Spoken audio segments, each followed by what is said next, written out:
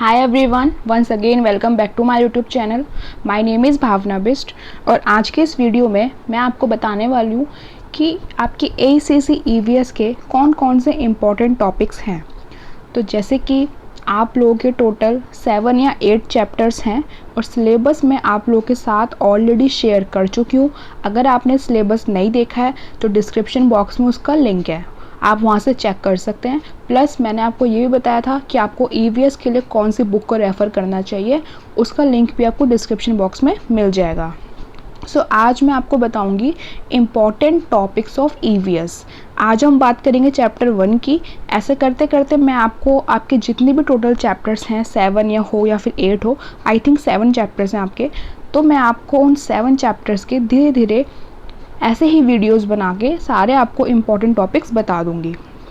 सो देखो, चैप्टर 1 का आपका नेम है इंट्रोडक्शन टू EVS।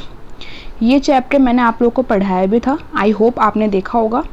सो इस चैप्टर में से मैंने प्रीवियस ईयर के क्वेश्चन पेपर को जब चेक किया तो मुझे उनको देख के ये ऑब्ज़र्व हुआ कि इन 5 टॉपिक्स में से ही इस चैप्टर से क्वेश्चन आते हैं। ये चैप्टर काफ़ी छोटा है, ठीक है, इसमें एज सच कुछ समझने का नहीं है। इसमें बेसिकली आपको EVS क्या है सिर्फ वही समझाया हुआ है। तो फर्स्ट जो टॉपिक है जिससे क्वेश्चंस पूछे जाते हैं वो है कंपोनेंट्स ऑफ इन्वायरमेंट। अब इसमें आपसे सिंपल क्वेश्चन भी पूछ सकते हैं कि what are the components of environment. आपसे क्वेश्चन वैल्यू बेस्ड क्वेश्चन भी पूछे जा सकते हैं। सो आपको टॉपिक को अच्छे से प्रिपेयर कर लेना है। टॉपिक को आप ऐसे प्रिपेयर करो कि उससे आपसे कोई भी क्वेश्चन पूछ लिया जाए आप उसका जवाब दे सको, ठीक है। फिर next is sustainable development. Sustainable development के ऊपर हर बार क्वेश्चन आता है, तो मोस्ट इम्पॉर्टेंट है, ठीक है। इसको भी आप अच्छे से याद कर लो। सस्टेनेबल डेवलपमेंट के गोल्स क्या हैं, सस्टेनेबल डेवलपमेंट की डेफिनेशन, मतलब each and everything related to the sustainable development, हर चीज़ को आप याद कर लीजिए। फिर थर्ड आप लोग का टॉपिक है multi disciplinary nature of EVS। एक क्वेश्चन आया था आई थिंक 2019 के पेपर में। उसमें आपसे सिंपल क्वेश्चन पूछा हुआ है what is multi disciplinary nature of EVS। आपसे सिंपल क्वेश्चन पूछा हुआ है, तो ये टॉपिक से भी क्वेश्चन आते हैं। जो मोस्ट इम्पॉर्टेंट है वो है आपका सस्टेनेबल डेवलपमेंट, इसको आप याद रखना। फोर्थ है आपका इन्वायरमेंटल स्टडीज़। एक सिंपल क्वेश्चन आया था व्हाट इज़ EVS, तो आपको EVS की डेफिनेशन भी आनी चाहिए, ठीक है।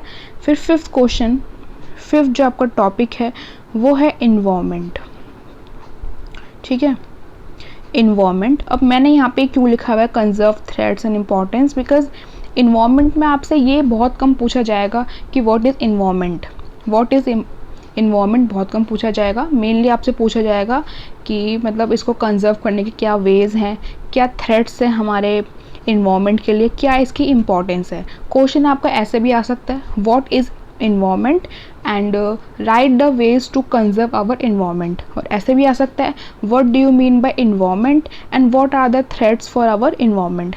फिर ऐसे भी आ सकता है what is environment and what are the importance of it, मतलब कुछ भी आ सकता है। environment से क्वेश्चन हर बार आता है। इसमें आपको जो मोस्ट इम्पॉर्टेंट मैं जिनको बोलना चाहूँगी वो है sustainable development and environment. In 2 topics को आप अच्छे से प्रिपेयर कर लीजिए।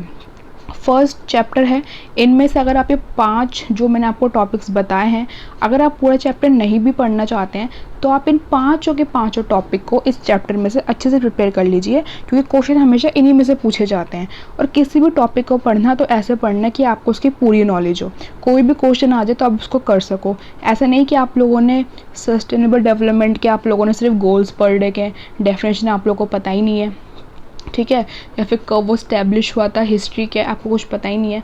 टॉपिक को ऐसे प्रिपेयर करो कि मतलब आप उसको लिख सको। और EVS में कोई 17 कोई 18 मार्क्स के क्वेश्चंस नहीं आते, इनमें वेटेज कम रहती है, लाइक 2 मार्क्स 3 मार्क्स 5 मार्क्स, तो उस अकॉर्डिंग आप प्रिपेयर कर सकते हो। आई होप मैंने आपको अच्छे से समझा दिया होगा। प्लस मैंने डिस्क्रिप्शन बॉक्स में एक EVS का प्रीवियस ईयर का लिंक भी डाल रखा है क्वेश्चन पेपर का, आप उसको चेकआउट ज़रूर कर लेना, आपको एक आइडिया लग जाएगा कि EVS का पेपर कैसा आता है। जो हमारा कोविड चल रहा था तो उसमें जो आप लोग के OBE एग्ज़ाम्स हो रहे थे, तो OBE आप लोगों ने जब अपना अभी फर्स्ट सेमेस्टर में ACC इंग्लिश का एग्ज़ाम भी दिया होगा तो आप लोगों ने नोटिस किया होगा कि उसमें जो आपके क्वेश्चंस थे वो वैल्यू बेस्ड थे, वो सिंपल क्वेश्चंस नहीं पूछे हुए थे। सेम हमारा ईवीएस में भी ऐसे ही हुआ था कि क्वेश्चन सिंपल नहीं पूछे थे। आपको कोई स्टोरी सी दी है, आपको कोई केस बेस्ड आपको क्वेश्चन दिए हुए हैं, कोई सिचुएशन दी हुई है, कोई न्यूज़ की हेडलाइन दी हुई है, तो उसके बाद आपसे क्वेश्चन पूछे हुए हैं। लेकिन उससे पहले जो आप लोग के ऑफलाइन एग्ज़ाम होते थे, जो अब भी आपके ऑफलाइन एग्ज़ाम होंगे DU में, तो उसमें सिंपल क्वेश्चन पूछे जाते हैं कि व्हाट इज़, जैसे कि what is, what are this, मतलब इस तरह के सिंपल क्वेश्चन होते हैं, ये आपसे पूछे गए हैं। ठीक है, तो अपने आप को ऐसे प्रिपेयर करो कि आपका अगर OBE टाइप का एग्ज़ाम होता है तो आप उसके लिए भी प्रिपेयर हो जाओ और इसके लिए भी। बाकी मैंने आपको इंपॉर्टेंट टॉपिक्स बता दिए हैं। ज़्यादातर क्वेश्चंस के आने की पॉसिबिलिटी इन्हीं जो है ये 5 जो है टॉपिक्स उन्हीं में से होती है। बाकी चैप्टर आप लोग का ज़्यादा बड़ा नहीं है, चैप्टर 1, उसके आगे के चैप्टर जो है चैप्टर 2 एक बहुत बड़ा चैप्टर है, उसमें से बहुत सारे टॉपिक्स निकलते हैं, इसमें से इतने टॉपिक्स नहीं थे। ओके, तो प्लीज़ आप इस वीडियो को शेयर करें। अगर वीडियो पसंद आए तो प्लीज़ लाइक करें और मेरे चैनल भावना बिस्ट को सब्सक्राइब करें। अब हम मिलेंगे अपनी नेक्स्ट वीडियो में, तब तक के लिए टेक केयर, बाय बाय।